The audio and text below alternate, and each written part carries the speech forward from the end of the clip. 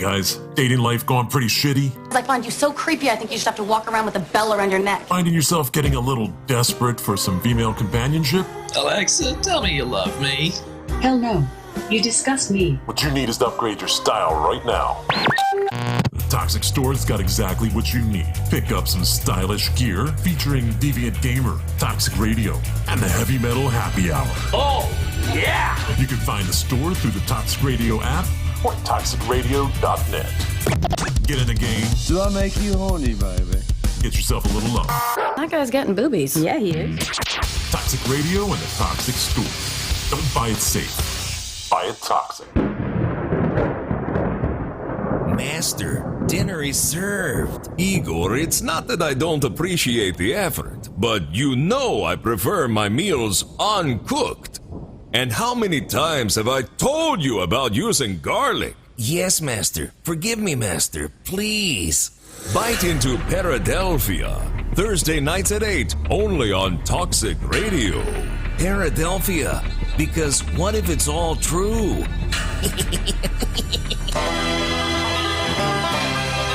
Guess what? Toxic Radio is going on a road trip. Westbound and down, 18-wheeler rolling. November 7th, we're crossing the river into Philly, and there's gonna be a party. Why a party on a Sunday in November, you may ask? What, are you new here? It's a football tailgate at Lincoln Financial Field for the Birds and Bolts matchup. Come out to see the Toxic Radio crew for fun, prizes, freebies, and shenanigans. Toxic Mike, Super Dave, John Evans, Mr. Entertainment, the guys from Wire to Wire, Steve Godfrey, and Gene Walzak from the brand new Birds Deep podcast. Jimmy Page, Nicki Minaj, Martin Sheen, Kim Kardashian, Grover. Whoa. What the hell was that? Oh, I don't know. Sorry. That's it. No more coffee for you. Fair enough. So just the people from Toxic Radio, right? Right. Got it. Okay. Proceed. And we might even get a special live performance from Supreme de Resurrecta. So join us at noon, Sunday, November 7th in Lot N, right across from Jetro. Don't do your tailgate safe. Do it toxic.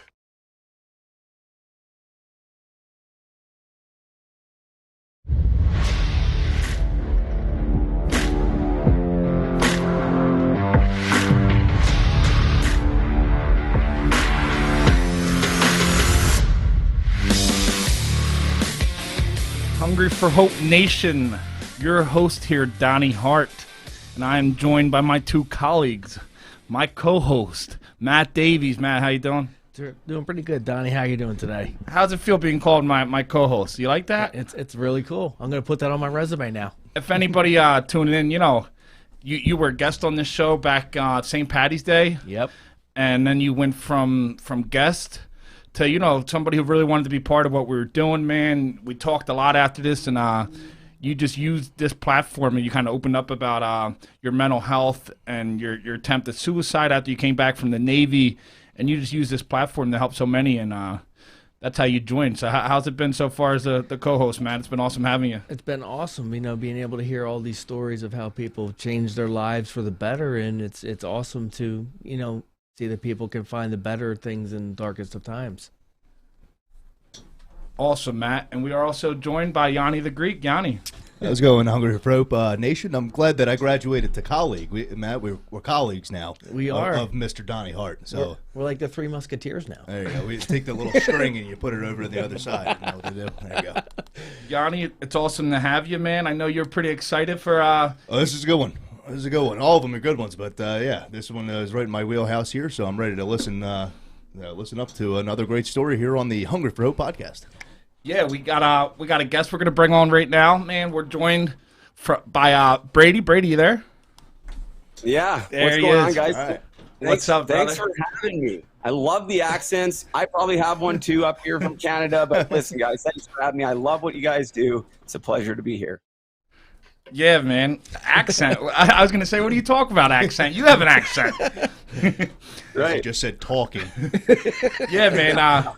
We had a couple Canadian guests. Where are you from exactly? Where are you at now? You're born in British Columbia, right? Yeah, originally British Columbia, near Vancouver. Vancouver Canucks hockey fans. That's where I grew up, that area. But currently, I'm in Muskoka, Ontario, just north of Toronto, just 2 hours north of Toronto. So it's a beautiful area. Been out here for a few years, and as I'm sure we'll get into, this area has given me my life back as I try to hold back tears. Yeah, that's awesome, man. Your story is awesome. I can just relate to so much what you're doing, man.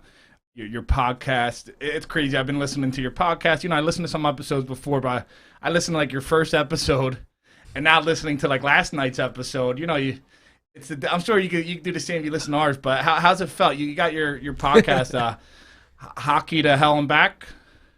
Yeah, Hockey to Hell and Back. I mean, listen, this is. Just give people a quick rundown. Like there was a time in my life when I was a pro hockey player, and things from the outside looked pretty good. Unfortunately, mental illness kicked in, addiction kicked in, and some, secrets from childhood trauma, sexual abuse that I was hiding, and it all just kind of ate away at me over time. And I'm sure we can dive deeper into that if you'd like, but it led me to homelessness, jail. I lost everything, multiple suicide attempts, months in the psych ward, spent 3 years in jail, so far from my dream of being a hockey player. And so referring back to the podcast, Hockey to Hell and Back, I mean, this was what got it all started. I was freshly out of jail, just a couple weeks clean, because when I got out of jail the last time, I relapsed instantly. There's not a whole lot of support coming out of a system like that. And so I fell back into my old ways, and this podcast, which was originally called Hockey to Heroin, The Road to Recovery, because that's where my addiction took me, was heroin, fentanyl, crystal meth, you name it, intravenous drug user. I'm very candid about the way I talk. I don't hold back anything. So I hope you guys are okay with that. But it was rough. And I took a chance. I started a podcast with absolutely no equipment, a borrowed computer. I barely had, I had jail shoes. I didn't even own a pair of shoes, guys. I had one pair of pants, a thin sweater. Like it was almost 2 years ago now. And I took a chance, and I got behind this crappy headphones with a crackly mic, and I just briefly touched on my story. And I didn't even have social media at the time, because everybody hated me. Like, that's what I thought, at least all my friends and former teammates and everything. I was so much shame, and I didn't have any connections. I was like, hey, well, I'm really going to try to do this. And I just started blasting it out on Facebook. I created a new Facebook account, and I was like, oh, kind of got creepy a little bit, because it has that algorithm, and all of a sudden everybody was like a hockey player or like a hockey picture. It was like ad. Listen to this podcast. Please listen to this podcast. And it just grew from there. And that's the reason why I share that story with you, is because that initially is what got everything in my life where I'm at today going, was just taking that chance. But I owe it all to the people who responded, because my podcast is growing. My guests have been phenomenal. My supporters and listeners, they've embraced my story. The hockey community, the people that hear it have been so kind and non-judgmental, and just, I have no words as I sit here for just the utmost gratitude that I have for all of those people out there that have just supported me when maybe they shouldn't have, because of the things that I've done and the choices that I've made. So now that I'm done yapping for a couple minutes, why don't you guys get a couple words in there? Good luck the rest of the way. Nah, man, that's, I love to put the picture where you're at now, but like, we don't have people on this show just because they have good stories now, man. My story similar to yours, man. A lot of similar. I'm not a good skater, but a lot of similar other things. Going the professional sport route, and I saw your story, man, and I just want to know where it started, man. You were born in British Columbia, obviously into a big hockey family. Tell us how it was growing up, man, and tell us how little Brady was as a kid, man. Yeah, I mean, it's pretty awesome. That's a great question. Nobody really asks me that, and I'm gonna try not to get emotional. I mean, listen, I wear my emotions on my sleeves. I do try not to cry, even though it's okay to cry, but I'm probably gonna get emotional. I mean, little Brady was doing probably pretty good up until I was just before my 5th birthday. And I guess the first traumatic event would be my mom leaving. And, I just want to quickly say that I love my mom, and she's been so great to me, and we have a great relationship now. But at the time, my dad was a single dad, basically. And Right around that time, I ended up going away on a family trip with a bunch of relatives. Like, we're talking a lot of people, where it's a trusted environment. And unfortunately, just at 5 years old, and then again when I was 6, I was taken advantage of by an older guy and sexually abused. And so that did a couple of things. Like I always tell people, it obviously was really confusing and hurt, and just the whole thing and being scared. And it really just threw my mind off, because that was something that, I didn't even know that part of the world exists. Never mind somebody doing that to you or whatever. But at 5 years old, you're not even aware of anything sexual or anything. So it kind of threw me into this just sort of oblivion, and I became obsessed with hockey. I grew up in Vancouver, and I always tell people I fell in love with hockey because I fell in love with Pavel Bure, the Russian Rocket, back in the day. And I just became obsessed with hockey because it became an outlet to me. It was like my first drug. Like, I don't have to think about my mom, where's my mom, or what's going on, or the stuff that happened to me, like all of that. And I just became just enthralled with hockey. And so I got pretty good at it. But I was not okay after that. You asked me how little Brady was, and little Brady was a pretty angry little boy.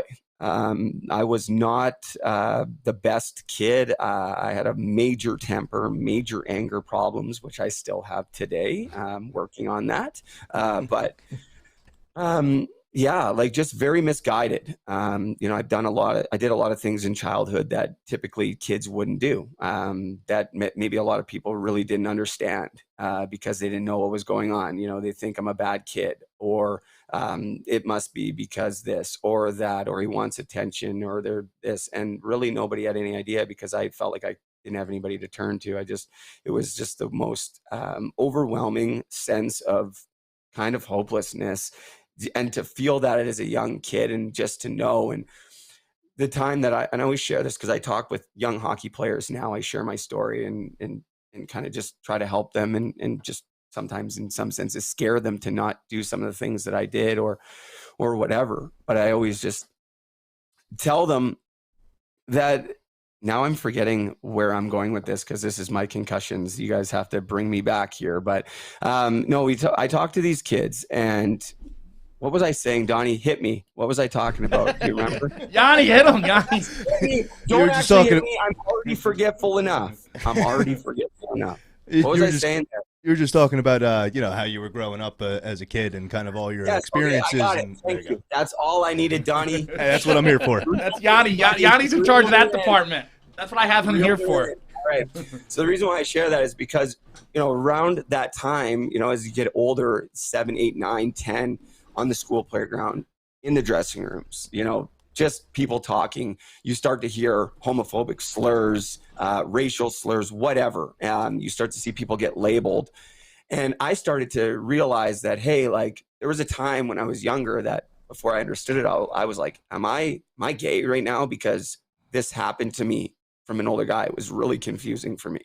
And I have no issue with that. I have plenty of gay friends. I'm very supportive of that community, and I do a lot of work in there with Pride Tape and stuff. But at that time, when I was a kid, I was confused, because I, of course, was attracted to girls. But I really felt like, if anybody finds out that this happened, my life is going to be destroyed. And it was based on hearing and seeing the things that were happening in the dressing rooms, on the playgrounds, and everything else. That's just a part of, I guess, life. I think we've all seen it. And so that made the decision really easy, early on, to just say, hey, I'm just going to just shut down here, and I'm just going to throw myself into hockey. But I was a nightmare for my dad, my poor dad. The stuff that I did, like gross misconducts for shooting the puck at the ref after the whistle, and just like uncontrollable lash out things that people didn't understand. And I kind of just willed my way through it for a long time. Got to play the highest level of junior hockey you could possibly play. And that's when I started to feel suicidal for the first time. So Brady, how was that getting into that? No, please do, man. Please do. Now, you got to that level. How old were you when you got to that high level of hockey? This was a dream. You kind of used hockey as that outlet. Like so many of us have used sports to get away from our reality that was life. How did that feel? How old were you around that time? Yeah, 16 years old, playing in the Western Hockey League for the Swift Current Broncos. Yeah, they got a long history. Yeah, how did you feel at that 16? Finally, you know, and that wasn't your pinnacle, but you're finally like, hey, man, I'm doing this thing. You know, it has to be a hell of an achievement. Did you ever have a time to sit down and actually take it all in, or was life just so crazy? No. I wish I did. I really wish that I did. I had a lot of great times when I was playing hockey. I made a lot of great friends, but in retrospect, I also went through a lot of stuff that I'm kind of realizing that maybe that isn't okay. Maybe that isn't normal. Some of it was great. Some of it was good. Some of it was normal. But there's some things that happen in the hockey, not just the hockey world, but especially in that culture that right from like, and I was talking about with a bunch of my friends over the past couple of weeks, obviously with all the stuff that's come out and just the way that it's been for us growing up and in the dressing room and the way that it is. And it's just, I was not okay, man. To get back to your question, I don't think I ever was okay. And you would think that at 16, there's not a higher level of hockey in the world that I could have been playing, because you have to be 18 to play in the NHL. This is the highest level I could play. I got an assist in my first game, and I'm thinking like, I want to die. Like, I don't want to live anymore. And for years, for the next few years as I played junior, a lot of people, again, didn't understand me. I wasn't showing up to training in the summer. I wasn't taking it seriously. You know, I was ungrateful. You know, why are you throwing it all away? If I could be there, I'd be working 10 times harder than you. But nobody knew that I was so messed up and just trying to pretend and fit in and be this hockey player because I really didn't know anything else. And I'd invested so much time, and now I have these skills and this ability, but I don't have the mental capacity to put it all together. I never did.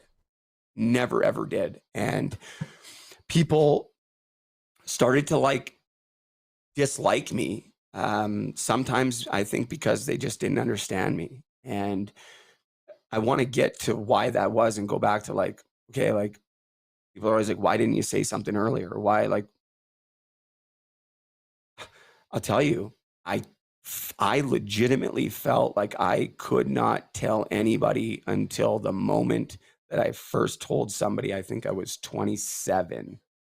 And from there, I didn't tell anybody for a long time. So going back to your question, there was very few times ever when I was playing at high level hockey, albeit junior or professional, where I was like, hey, this is awesome. I'm so committed to this. I love this.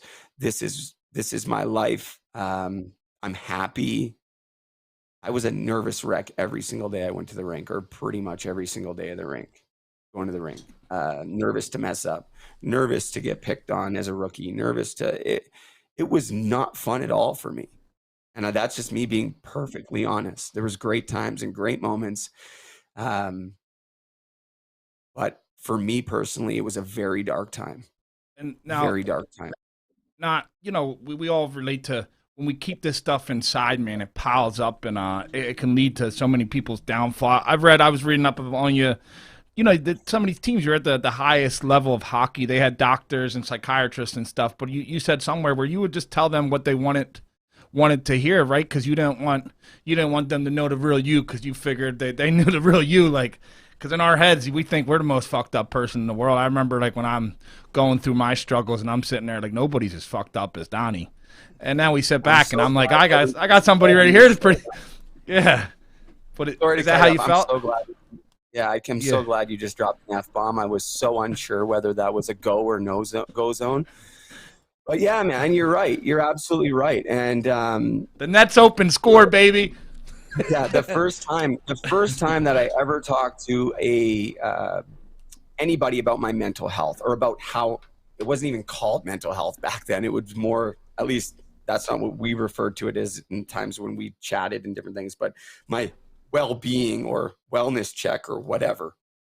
I mean, I was 17, and I had been calling home, telling my dad, I want to die. I want to kill myself. I'm going to kill myself if I don't come home. Like, and then, you know, my dad would be freaking out. My poor dad.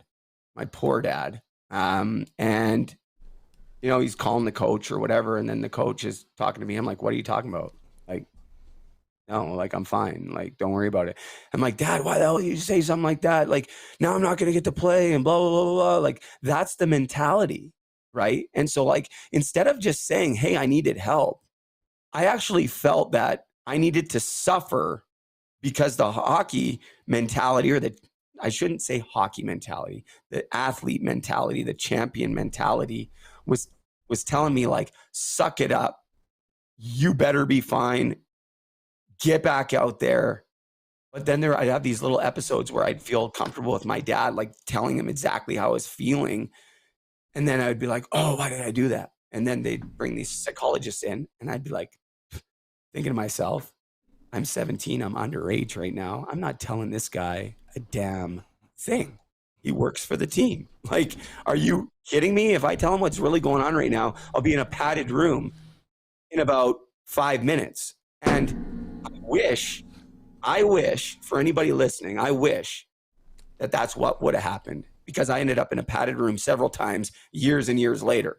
So, you know, harboring all of that was certainly the wrong thing to do, but that's all I knew how to do. I didn't have any tools. Nobody else was talking about this stuff back then, really.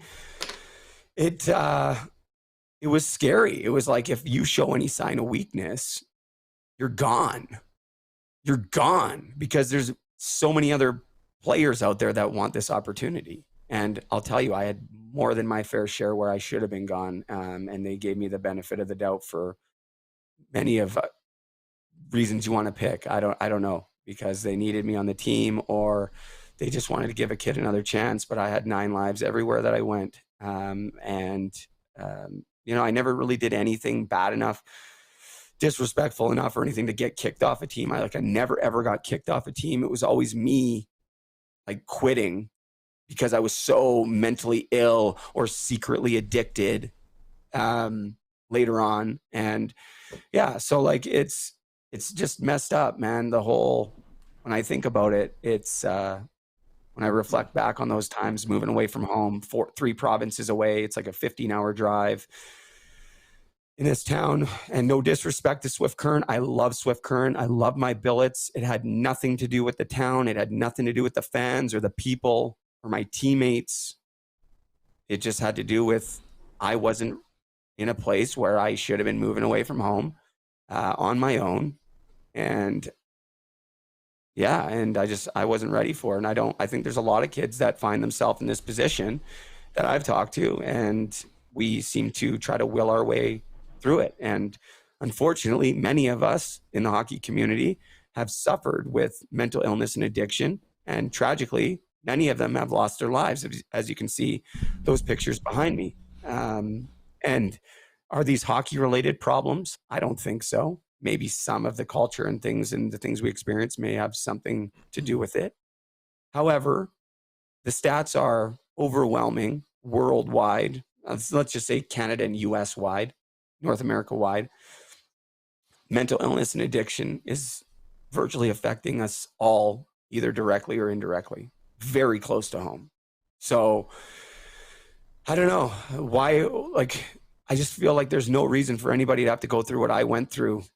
Never mind all the other stuff that we can get into about my addiction, which, like, my life got way worse after this, but this was just me as a teenager. And I just feel like if there would have been a way to somehow get through to 16-year-old Brady or 16-year-old Johnny or Jenny or whoever it is at that time, or even younger, whenever it is, to equip them with the tools to support them, that maybe we can not just help them from not having to go down this dark path and living in this feeling of being alone, but maybe we can save lives, because that's the reality of these diseases, mental illness and addiction, where it takes us. It takes us to the pits of hell until it can take no more and you're gone. And I'm so lucky to be alive, you guys. I count my blessings every single day. And I just feel like I want to be able to be a part of the solution so that another 16-year-old kid or 14-year-old kid or anybody doesn't have to sit there and feel like, hey, I got to do this on my own. Now you went through, man. We're going to get into a lot of that mental health talk, man. I got Matt Davies, my co-host. He actually came on the show as a guest who first opened up about his struggles with mental health and all that stuff. But tell us, there you are. You're at the pinnacle, man. You're about to be an NHL superstar. Everything, you would think somebody would dream of. You're not happy, man. You're suicidal. When did it really start to go downhill for you, Brady? When did that dream start getting a little farther away and you started going down that hill instead of up where you were heading? Which time? I quit my draft year and went back, and then I got rookie of the year that year. And when I was 18, I was set to have a great season after being rookie of the year. And I quit 7 games into the season that year, and went back the next year to the same team, and made it through the year and got traded to Kelowna the next year and played on the team with some pretty great players that are still playing in the NHL, guys like Jamie Benn and Tyson Barrie and Luke Shen, Tyler Myers. They were all on that team and had pretty great success. I played on a line with Jamie Benn, actually, and I signed against all odds. During that season, I had some more off-ice troubles with alcohol and some other stuff related to relationships and girls and having kids while I was in my last year of junior. Was really crazy. And, but I was still able to sign a contract with the Tampa Bay Lightning. And that is kind of where it was the beginning of the end. I finished my season in Kelowna and had a really good season. Best season I ever had by far, mentally, performance-wise, points, fighting, penalty minutes, you name it. Like, you couldn't have asked for a better season after all the crap that I had gone through. And I got my chance. I couldn't, after quitting all those times, I still got a pro contract. And it was like, and you'd think, okay, now, right? Now you're going to be able to train and commit and everything else. Absolutely not. It got so much worse so fast. Actually, even before I signed the contract, but I knew I was signing it. I came home from junior and I got into doing like heavy cocaine. And that's where it started. And instead of going to train, instead of sleeping at night, I was staying up all night, wigged right out and trying to stay. And then all of a sudden it's like light out and it's like, man, you got to go to training. And then it's like I fall asleep, miss training, or I'm like pretending to go to training and sleeping in my car because I'm so tired. Never, ever went to training, like maybe once a week out of the 5 or 6 days. And again, I had guys like Andrew Ladd, who's playing for the Arizona Coyotes right now. Like, I trained with him all the time. Well, he was there all the time. I wasn't. But when I was there, he was always there. And he's a friend of mine. And he'd pull me aside. Brandon Yip, same thing. They both played in the NHL at the time. And they're like, hey, like, if you just get your shit together, you could be a player, man. Like, you got it. And like, just what's going on? Like, whatever. Like, no, whatever. And I got really heavy into the cocaine, and all of a sudden it's time to go to Tampa Bay Lightning camp. And it's like, holy shit. Like, you didn't train all summer, and now it's time to go to this camp where this isn't junior anymore. Like, this is pro hockey, and these guys are men. And I found out real fast how good a shape they were in. And, I ended up getting hurt 4 games into the season in the American Hockey League, playing for Norfolk at the time, Tampa's farm team. And, from there, I kind of started to like experiment with painkillers a little bit and, started to realize that, hey, these are great for my knee pain, but guess what? The emotional pain that these kill, this is awesome, because this is exactly what I've been looking for my whole life. Never mind. Like, I thought it was alcohol. I thought it was cannabis. I thought it was ecstasy. I thought it was coke. Like, it was just kept going. Then I found opiates, and it was like nothing mattered. It was like, whoa. Like, I knew right away the first time that I did it, I was in big trouble. And I share that with people because I'm not going to sit here and lie and say you do, drugs or whatever. There's a reason why people do it, because there is a reward, but eventually that reward runs out and the risk far outweighs that reward. And sometimes trying something once can change the course of your life forever, where you think, I'm pretty strong. This isn't going to affect me, not me. I got this. And the next thing you know, you're sticking a needle in your arm. It's crazy. And, I started to experiment with those pills and I found out that I liked them. And then, all of a sudden I'm asking the team doctors for them and finding out, hey, pretty easy to get these from these team doctors. So it's just back in 2009, 2010.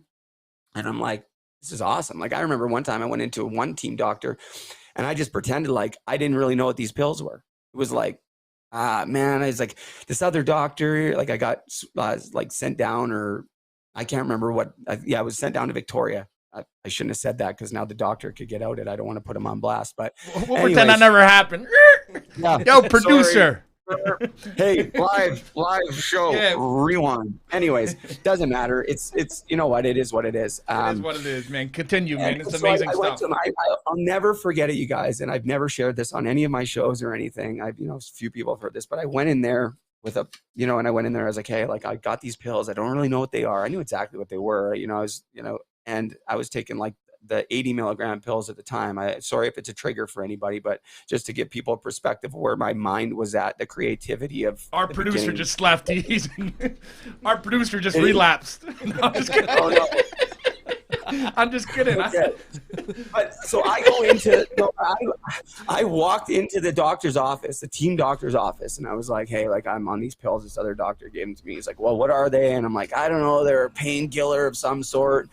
He pulls out this blue textbook. I'll never, ever forget it. And he's like, what is it? I'm like, it's oxy something,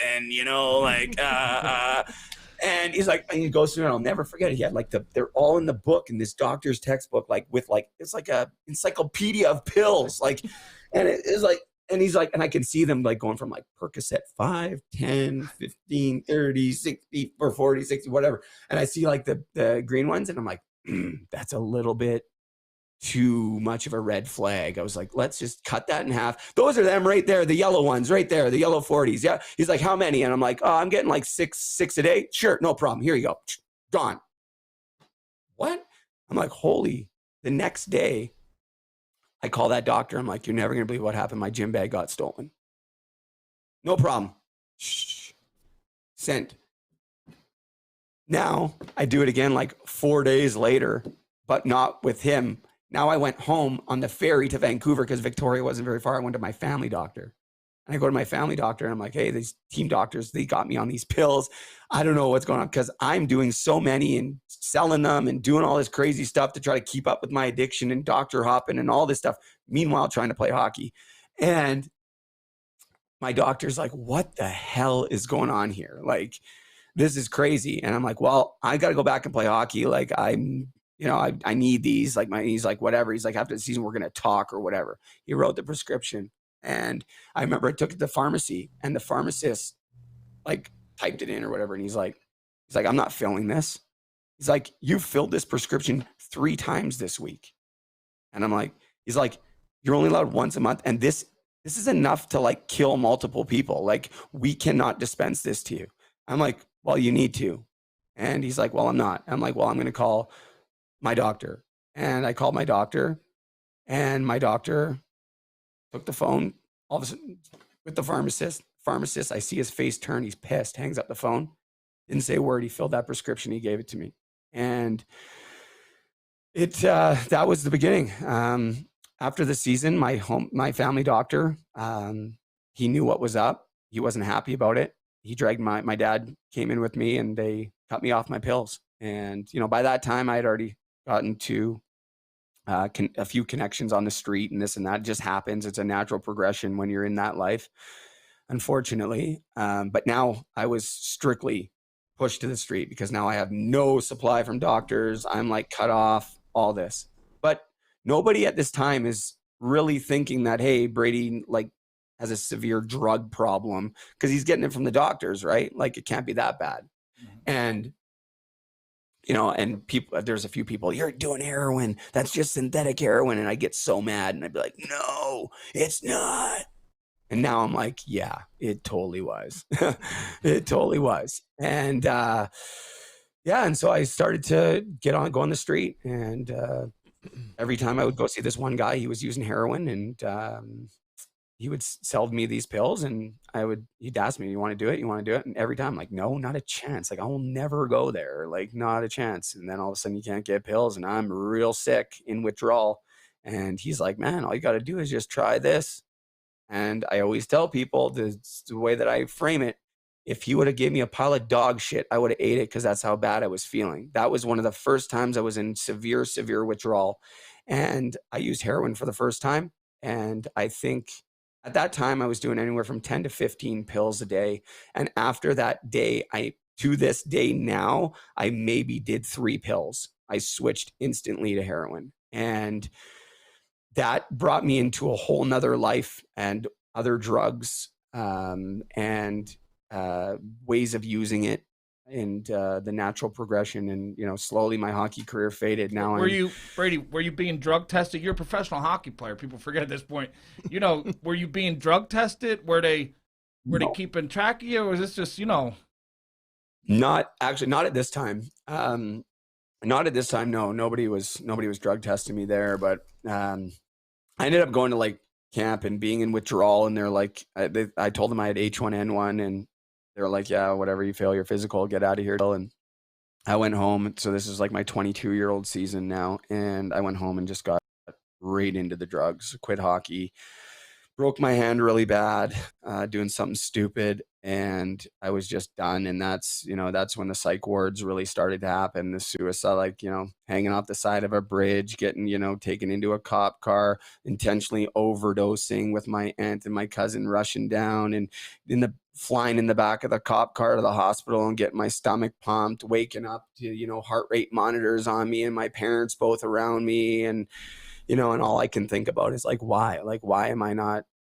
dead? Like, I don't want to be here anymore. Like, I'm sorry that you guys have to see this, but I legitimately don't want to be here anymore because I can't do this, and it's just getting worse. And I went to treatment eventually after a struggle. I didn't want to go. I thought I was stronger than treatment. And this, I just want to quickly say too that this time around, treatment isn't a part of my story. I think I learned a lot the many times I ended up going. I've been to treatment like 6 times, but the first time I went, I ended up deciding while I was in there, you asked if I was getting drug tested, but while I was in treatment for the first time, I met a guy by the name of Adam Braidwood. He's a heavyweight boxer, former CFL football player, first overall, really, really great guy, but had some issues like me with the law and drugs and everything, but great athlete, played at Washington State. You got to look him up. He's just a beast and would be a great guest for your show, but he's one of my best friends now. They put us together. We were roommates, and he at the time was thinking he was going to go back and play football because this was back in 2012. So he was dragging me to the gym, and he's like, man, you got to go back and play hockey. Like, you got to go back and play hockey. And I'm like, no, man, I haven't played for a year. I'm not doing it. My life's over. And you have to remember, I was 24 at the time now. And he was like, you got to go. And finally I was like, maybe I will. And so I made a few phone calls. I ended up finding a team down in Texas in the 2 levels below the NHL, and did pretty well. And down there, they were drug testing me because I walked right out of, my dad picked me up at rehab. He dropped me off and picked me up 8 weeks later. And I walked out of the doors of rehab, got into his car. He dropped me off at the airport. I actually missed my first flight, so I had to stay at my aunt and uncle's house and then go. But he picked me up at the airport, and I didn't really skate for a year and a bit. And I walked and got on the plane, and I went right and played pro hockey. And part of the deal while I was down there was that I was going to be drug tested, and I did awesome. I didn't drink. I didn't use drugs. I was clean. I loved it down there. I did great. And I came home after the season, and I'll never forget, guys, flying into Vancouver and just looking down in the city and just thinking to myself, I'm fucked. Like, I'm fucked. Like, I'm not ready for this. I was doing well down in Texas. Yes, the season was over, but I was doing really, really, really well. One of the best times of my life. And, I got kind of pressured to come home. It's a story for another day, but I came home to nothing. I didn't have a place to live. I didn't have a place, anything. I didn't have anybody picking me up at the airport because my dad was away. My mom was away.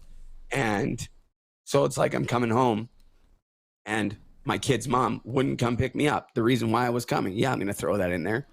But I legitimately looked down and was like, I'm fucked. And within the time I picked up my bags and walked out that airport, I was using heroin within an hour. And unfortunately, I had a contract lined up for the next season and would have been maybe even still playing today. But this was back in 2012. And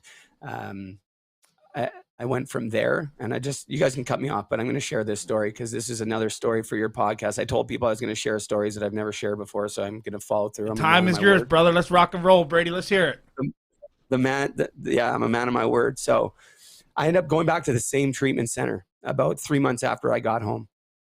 I've never talked about any of this, actually, to be honest. But so now I go back to the same treatment center. But for anybody that's been to treatment before, sometimes you go to the same place and it's a different vibe. Like, it's just a different people, different vibe. And it was just a different atmosphere. And, at this time I had never used needles or anything like that. And I was in rehab, and I'll never forget it. I woke up one day and I made the conscious decision. I can still remember. I wasn't clean because I showed up there and I was trying to detox, and I was still using throughout the first sneaking out of the rehab because I knew the area now, and there was like drug houses around, and it wasn't a good scene. But I made a conscious decision on about the third or fourth day that today is going to be the day that I'm going to shoot up for the first time. I have no idea why. I have absolutely no idea why. Nobody else was with me. Nobody else pressured me. And this, you guys said I got time. I'm going to tell you the whole story. I walked out that treatment center. I walked up that hill outside the treatment center, and I'm going to the pharmacy because I'm thinking, where do you get needles? Like, and I still, to this day, don't know why. It was just like autopilot. It was just my bright idea. I think maybe I was hoping to overdose. I don't know. And I went there, and the first pharmacist that I got to at the pharmacy, she's like, well, what's your health card number or whatever? Like, I told her that I have diabetes and I need it. And she's like, well, yeah, I need your health card number because it'll be covered, And I panicked, and I'm like, and I left. And so I go to the next pharmacy, and now I say, my grandma has diabetes. So now I don't have to say that, I don't have my health card, and no go. I try again for the third time. And on the third time, I didn't get questioned. They just gave them to me. And I went back to that treatment center. And the most fucked up part about this story is this Christmas prior, which I was actually in rehab for. That was the first time I was in rehab. I spent Christmas. My dad got me a belt, and it was made out of hockey laces. And like, it's like one of those hockey lace belts with like a buckle, like Howie's or something like that. And it was like my favorite belt. And I just remember I just remember pulling it out of my jeans and pulling it across my arm. Like, I'd never done this before. I'd only saw it on movies or whatever. And I remember looking down at my arm tied off with this belt and thinking to myself, like, what the fuck are you doing? Like, holy shit, look where you're at right now. It was a quick pause. It was like just a thought in my mind. And then and that kicked me off into a whole nother realm of addiction. Any drug that I did now was used that way. And, by 2014, I was homeless, and homeless on like the worst street in North America. I know you guys have a lot of American listeners. Take a second, Google Hastings Street in Vancouver, Canada. I was looking it up before the show, man, because I knew your story. And it's funny, 2014, 2015, that's when my brother died. That's when I went through my tough time. And I was just trying to take myself back to where you were, man. So you went from you're a professional hockey player, signed to Tampa Bay, about to live every kid's dream from British Columbia. Now you're there on the worst street, homeless. Now you're injecting drugs, man. How did that feel, man? I just got to ask you, man. And we can look back at it now where you're at, man. You're saving lives with Hockey to Hell and Back and puck support. But man, at that time, like, you just had to think there was no hope for a kid like you anymore. Yeah. Again, like for people that aren't familiar, Hastings Street in Vancouver, take the second, if you're watching or listening to this whenever, and just go Google it. It won't even do it justice, but it's a 10-block radius in the heart of Vancouver that you'll never really see on TV unless it's being featured, because Vancouver is a beautiful city. But this area has been around for my whole life, longer than I've been alive. For anybody listening, think of Kensington. That's our area. Kensington, Philly, kind of reminds me of that when I looked it up. It's like our Kensington. Yeah, it's people living on the street in tents, shooting up, doing drugs, selling stolen stuff, crime. It's like its own city within a city. And my dad used to take me down there as a kid. If you don't go to school, this is where you end up, and shit, we used to lock our doors when we drive through that area. I'd probably still lock my doors. And it's one place I never thought I'd end up. And when you get that low, there's a picture of it. There it is. That's, see that guy in the black hat sitting there? Is that you? That was me, man. Like that was me. That's, I had a cart, I had a blanket out there selling stolen stuff. I was out doing crime at night. Like, I can tell you guys this stuff because that's where addiction takes you.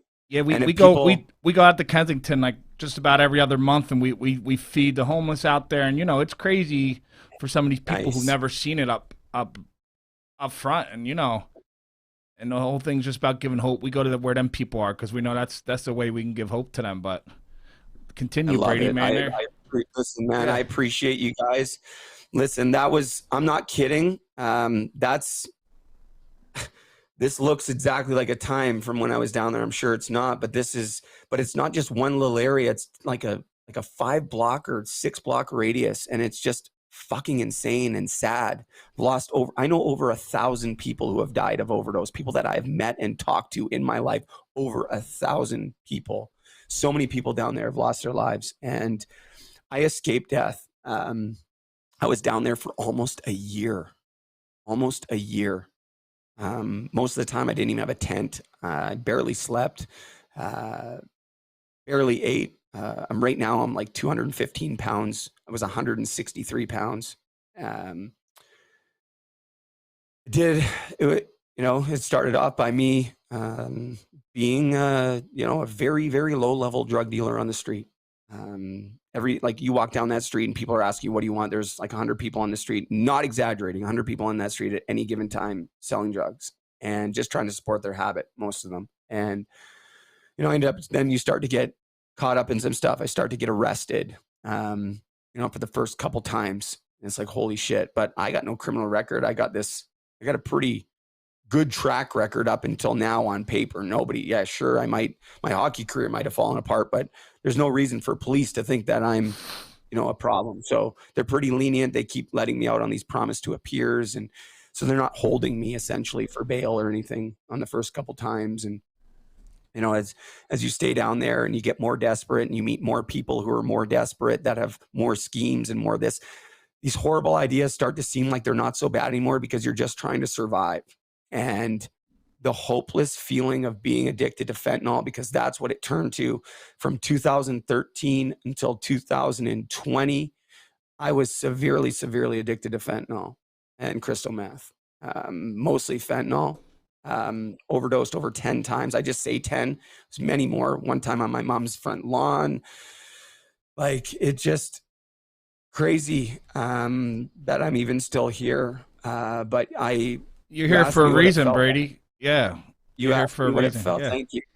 Thank you. I'm sorry that I'm not looking into the camera. I'm usually very good with this. But when I'm talking about this story, for me, I haven't talked about this openly, and I hope that it's helpful. I just want to thank you so much for the strength to share that with us. First off, man, I know it's not easy, but we have so many people messaging us and saying your story, that thanking you for being so open and thank you for sharing. Somebody said your story will help somebody else, save lives. I just want to thank you for that, brother.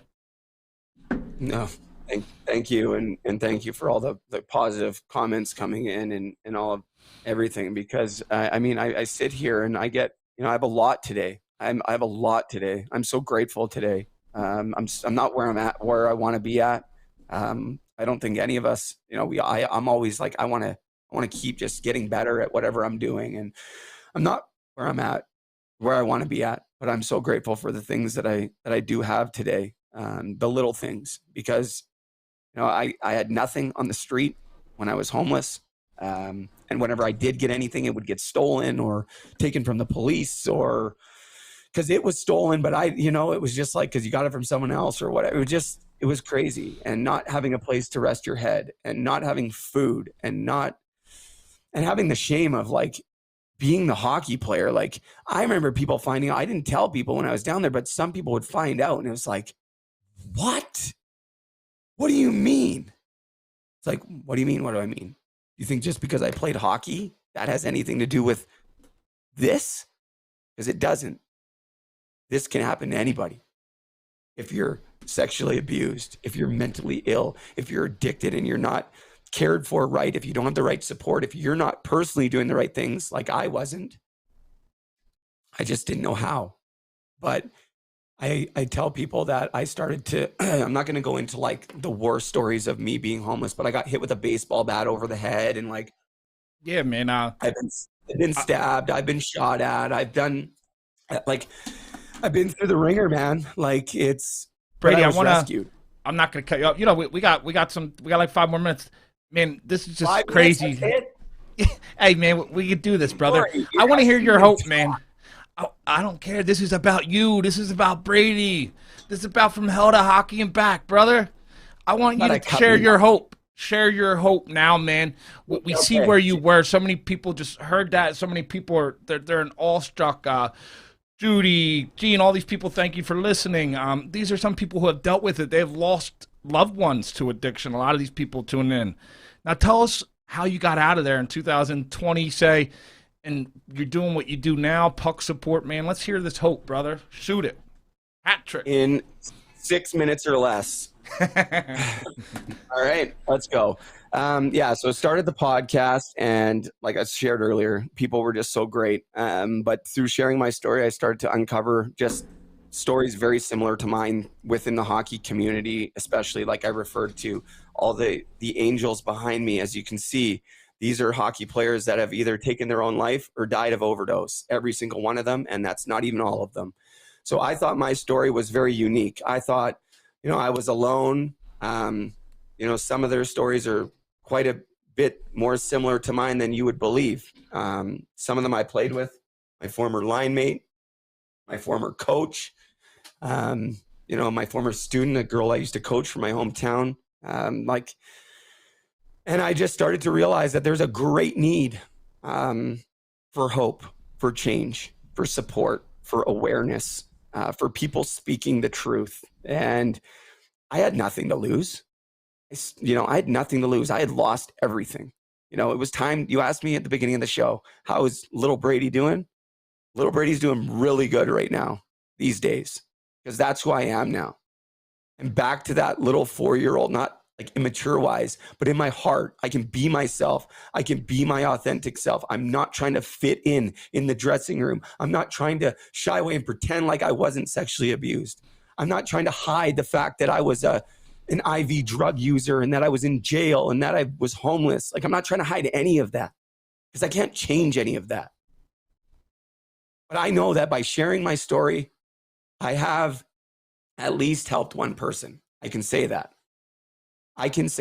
And that was my goal in the beginning of all of it through the podcast. But through hearing the stories of these angels, these just tragic stories, I figured that I needed to do more. And that's where the idea of puck support started. You can kind of see there's a light right there. But it's to support the hockey community, from players, coaches, parents who may be struggling with mental illness or addiction. We also have a clothing line. I obviously wore this one tonight because it's Pain is got the real, hope. but so is hope. That's right. Awesome. And so, but the biggest thing, guys, with this is that on every piece of clothing, there's a name of one of those hockey players that you see behind me, just as a little in memory. I don't have a puck support hat on right now, but if it was, it'd be in the hat there. It's a way to keep their memory alive. There's been some NHL players who have lost their battle, but there's a lot of other stories we've never heard. And I want to make sure that those stories, those people are remembered for just the unbelievable people that they were. If anybody wants to support this or follow this, is there somewhere they can go and help or anything like that? Yeah, I mean, I'm also rollerblading across Canada in May, next, like spring over summer, to raise awareness for this cause. It's like 7,000 kilometers doing that next summer. So stay tuned for more details on that. I'll get my rollerblades ready, brother. Yeah, come on up, man. Come on up. I'd love to have you guys up here. All right. Yeah. Nobody Talk to my PO about that one. Yeah. Well, I can't come down there either, so don't worry, brother. We'll do Zoom, brother. I'll send the two best guys I got. Maybe they'll high five us at the border. We can high five at the border, buddy. But yeah, pucksupport.com. Any of our stuff is available. We have some cool stuff. All part of the proceeds go back to support mental health and addiction in hockey, which we're currently in the process of developing programs and resources for support and different partnerships, which are all kind of coming down the pipe. It's not happening as fast as I'd like. However, things are happening, so it's awesome. And yeah, it's great. There it is. There it looks like I need to center that picture a little bit, but yeah, it's there it is. I mean, yeah, you can use the promo code hockey is going to save you 15%. And yeah, a lot of good messaging on there. We have mental health over hockey, puck addiction, like fuck addiction, but puck addiction. That's personally my favorite. Thanks for clearing that up for us. Just we didn't know. Yeah. Had to sneak in one fucking. You just want to get the fucks out, man. That's right. That's right. But listen, that's what I'm doing. That's my purpose now. No, working Brady, with other hockey all this players stuff and you teams have and stuff, so. it's so much hope related, man. I just my co-host Matt had a question for you while we're talking about all this amazing stuff you're doing. Matt, hit him. I mean, all our stories are kind of similar in one way. It's that, we went down a dark path and then we found something that gave us hope, and we're trying to give that hope to other people. So what was your hope, Brady, and what does hope mean to you? What was my hope? My hope in the beginning of all this was to get my kids back in my life, which still hasn't happened. But it's gonna come, brother. You'll get it. Yeah, Don't worry. and you know what? I have some pretty amazing kids in my life today, and I'm grateful for them. I love them so much. But there's a couple pieces of the puzzle missing. But hope for me just means, not giving up, because I didn't get a chance to share, but there was a time where I just, was homeless, and it was just a horrible feeling. And I felt like I was never going to get out of it. And I would have never believed in a million years that I could ever have not just got clean, which I'm now almost 2 years clean, but to just get any sort of life back. I now have more of a life in hockey than I've ever had in my entire life. Like the connections, the friends, the support, it's beyond my wildest dreams. And so I just hope for me is to just never give up. And if anyone out there is struggling, I promise you it's not too late. And the time is now. You don't have to do it on your own, because when you're, especially with addiction, you never know with the things that are going around these days. You might think it's one thing and it's another. You never know what you're getting. Please be careful. Please get help if you need it. You deserve it. And there's no shame in it. I promise you that. Brady, I never want to cut you short. We got Wire to Wire Sports coming on after this, man. I would love, we can always continue this another episode, man. Absolutely. I loved your story. I think there's a lot more we can get to, man. So I hope this isn't the end of you and Hungry for Hope. I just want to thank you, man, so much for being so honest. I know how it is to share, your dark times you're not proud of, times you were embarrassed, times you felt like you let people down, and you to share this, man, it can help people, can save lives, man. That's what Hungry for Hope's all about, giving hope to people and hopefully saving lives. Anything you'd like to leave the viewers with before we get you out of here, man?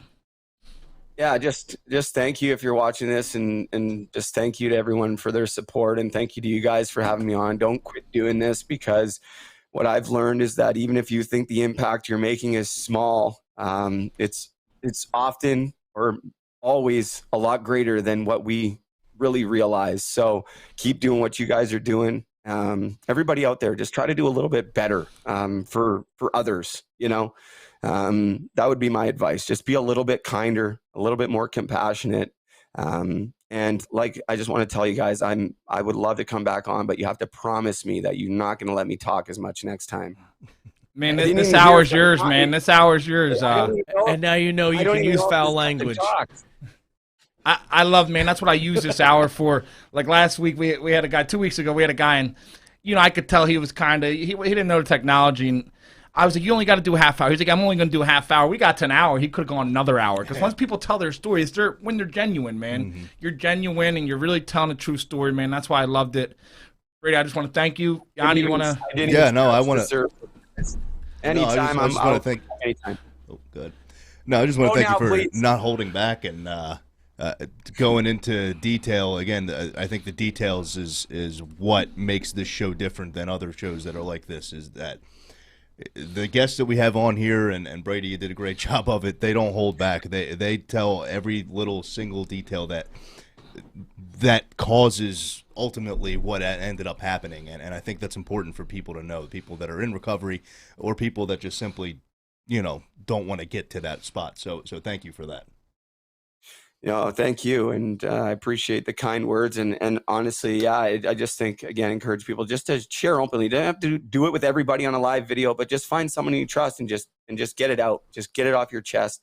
And I look forward to chatting with you guys soon. Honestly, thank you so much, guys. Yeah, us too, man. Brady, have a great night, man. I'll be talking to you. Hopefully, we'll see you soon. See you, man. Yeah, but looking forward to it. Thanks, guys. Our job was easy, right, guys? I'm like stunned over here. I'm just trying to process it all. What a show. I think next week we could talk a lot about Brady, man. There's so much of his story I want to get into. Mm-hmm. It was amazing stuff. Not anything you want to leave. We got to get out of here, but we'll stay tuned till next week. Yeah. Hungry for Hope Nation. Thank you for tuning in, man. Brady, thank you for being a guest. See you guys. Tune in to Wire Sports next.